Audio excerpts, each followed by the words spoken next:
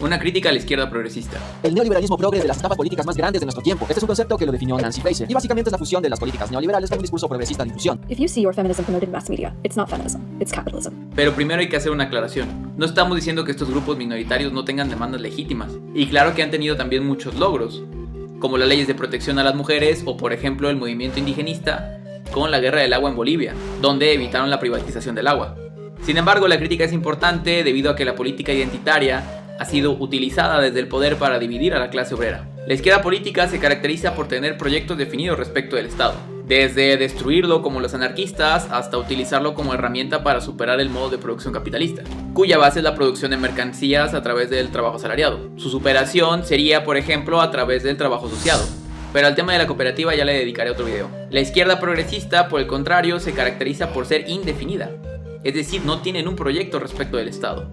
Solo buscan influir en el poder y se centran en propuestas culturales, morales o incluso artísticas. La paz, la ecología, los derechos humanos y la oposición al imperio son sus ejes ideológicos. Y desde la caída de la Unión Soviética se han convertido en la versión dominante de la izquierda. Su texto de referencia ya no sería el Manifiesto Comunista, sino la Carta de Derechos Humanos. Y todo aquel que no encuadre en sus ideas es considerado totalitario. Así ellos se denominan como la única y la verdadera izquierda, sin tomar en cuenta que no hay una izquierda, sino que hay muchas. Todo esto evidentemente tiene una influencia de la filosofía posmoderna, especialmente con Lyotard, con la idea de que los grandes relatos como el capitalista, el ilustrado, el marxista o el cristiano se habían caído, que no habían logrado sus objetivos.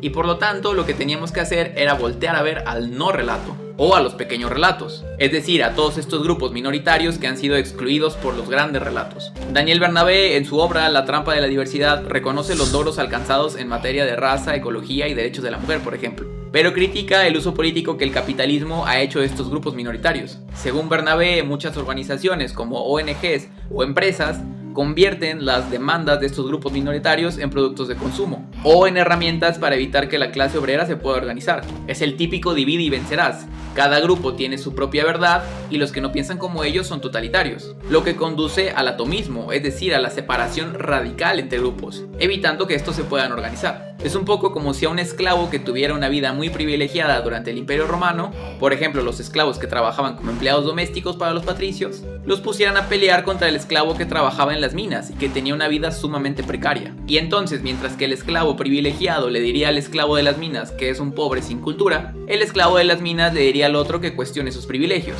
y así los pondrían a pelear entre ellos, para que no se den cuenta que ambos pertenecen a la misma clase y tomen conciencia de eso. Es decir, tomen conciencia de clase, se den cuenta que los dos son esclavos, se pongan de acuerdo y busquen superar el esclavismo. Pues bien, cambien la palabra esclavo